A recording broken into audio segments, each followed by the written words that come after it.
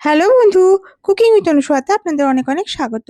আমি চলে এসেছি আবার একটা নতুন রান্নার রেসিপি শেয়ার করব বলে আশা করছি ভালো লাগবে। ময়দা মাখা বা আকার দেওয়ার ঝামেলা নেই, এমনকি ভাপানেরও প্রয়োজন নেই। এমনই এক চিকেন মোমো রেসিপি নিয়ে হাজির হয়েছি। আশা করছি ভালো লাগবে। আর এটি বানানো খুব সহজ আর ভীষণই সুস্বাদু। খুবই ভালো লাগে খেতে। মোমো তো এমনিতেই সকলেরই পছন্দ। তো এইভাবে একবার করে খেয়ে দেখবেন, দেখবেন ভীষণই সহজ। তো চলুন শুরু করি। দেখে নিন কিভাবে আমি এই চিকেন মোমো বানাচ্ছি। প্রথমে আমি এখানে গোটা ১০-১২ মতো রসুনের কোয়া, ১ ইঞ্চি আদা কুচি আর ৩ টে কাঁচা লঙ্কা ব্লেন্ড করে নেব আর একটু জল দিয়ে। তো এর একটা বাটনা করে নিচ্ছি। তো বাটনা করে নিলাম। এবার এটাকে একটা বড় পাত্রের মধ্যে, যেখানে আমি মোমোর স্টাফিংটা রেডি করব, সেইটাকে সেই পাত্রটাকে রেখে এর মধ্যে বাটনাটা দিয়ে দিচ্ছি। এখানে ১ চামচ মতো বাটনা হয়েছে।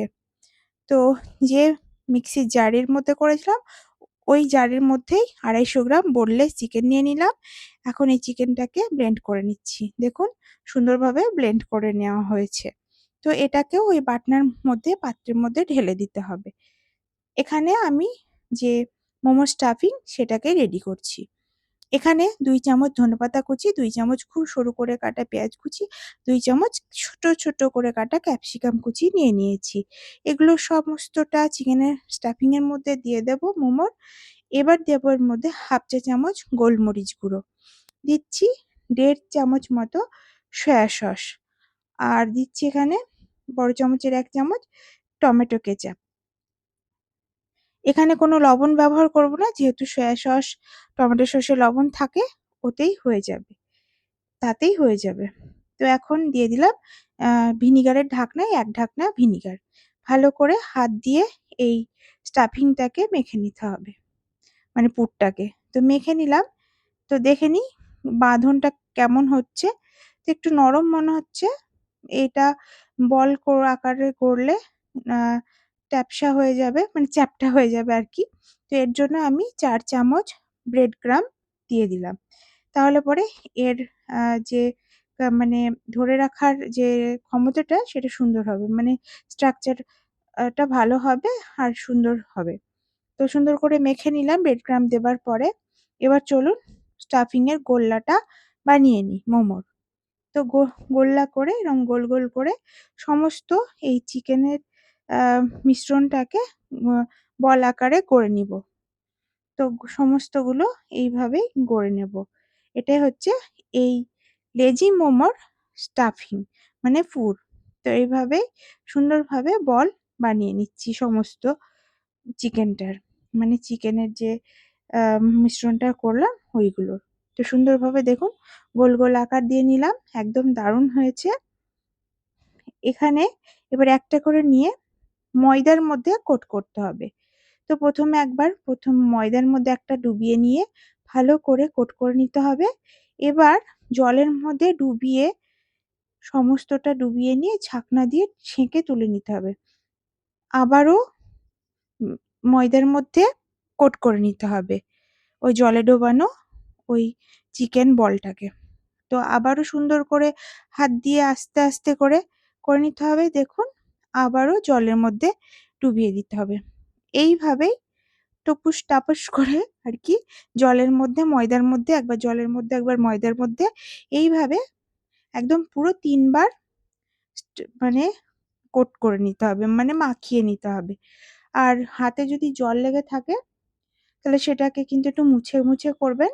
আর জলের মধ্যে যদি ময়দা লেগে থাকে, তাহলে পরে ময়দায় কিন্তু হাতে জড়িয়ে যাবে। দিয়ে সেইগুলো মোটা মোটা দানা আকারে, মানে আ দলা মতো ময়দার মধ্যে থেকে গিয়ে কিন্তু সেগুলো মোমোর গায়ে লাগলে কিন্তু মোমোটা কেমন এবড়ো-খেবড়ো হবে। সুন্দর একদম চুকচুকে মোমো হবে না। তো এইভাবে এই দিকগুলো একটু খেয়াল রাখবেন। যখন ওইভাবে জল লেগে যাবে, দিয়ে তারপরে আ ময়দা লেগে যাবে, তখন হাতটাকে একটু ঝেড়ে ফেলবেন। তারপরে করবেন, দেখবেন খুব সুন্দর একদম, দেখতেই পাচ্ছেন এরকমটা সুন্দর একদম উম গোল গোল মোমো আর মসৃণ মোমো রেডি করে ফেলবেন। তো এখানে স্টাফিং, মানে মোমোগুলো রেডি হয়ে গেল। এবার চলুন পাত্র বসিয়ে দিলাম জল ভর্তি। এখন দেখতে পাচ্ছেন জলটাকে গরম করতে দিয়েছি। এরকম বুলবুলি ওঠা জল কিন্তু গরম হয়ে তার মধ্যে মোমো ছাড়লে চলবে না। একদম এরকম টগবগ করে ফুটতে হবে জলটা, তখনই মোমোর বলগুলোকে ছাড়তে হবে। নাহলে কিন্তু মোমোর গায়ে যে কোট মানে ময়দাটা কোট করা হয়েছিল, মাখানো হয়েছিল, সেটা কিন্তু পুরোপুরি জলের মধ্যে পুরো গুলে যাবে। গলে গিয়ে একদম ছড়িয়ে যাবে। তো এরকমটা খেয়াল রাখবেন। একদম সুন্দরভাবে যখন টগবগ করে জলটা ফুটবে তখনই মোমোগুলো ছাড়বেন। আর ফুটন্ত জলেই মোমোগুলো সেদ্ধ করে নেবেন ৫-৭ মিনিট, তারপরে উঠিয়ে নেবেন। দেখুন এরকম করে ফুটিয়ে নেবেন। আর মাঝে মধ্যে কিন্তু আস্তে, আস্তে করে চামচের সাহায্যে বা ছান্তির সাহায্যে একটু করে নেড়ে দেবেন। নাহলে পরে তলে লেগে যেতে পারে। তো দেখুন সুন্দর মোমোগুলো সেদ্ধ হয়ে গেছে। এখন ছেঁকে চলুন পরিবেশন করি মোমোর চাটনি দিয়ে। তো দেখুন দারুণ হয়েছে। পুরটাও কত সুন্দর হয়েছে। উপরকার যে স্তরটা খুব সুন্দর দেখতেই পাচ্ছেন। একদম পারফেক্ট এখানে লেজি মোমো রেডি হয়ে গেছে।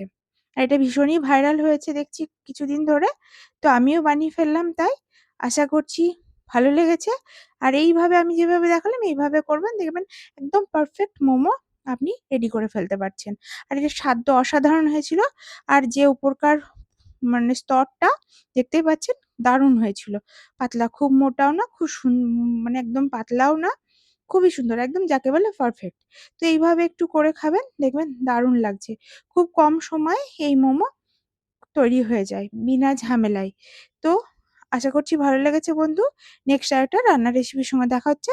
ততক্ষণে দেখতে থাকুন আর আমার সঙ্গে থাকুন। ভিডিওটি সম্পূর্ণ দেখার জন্য আপনাকে অনেক, অনেক ধন্যবাদ।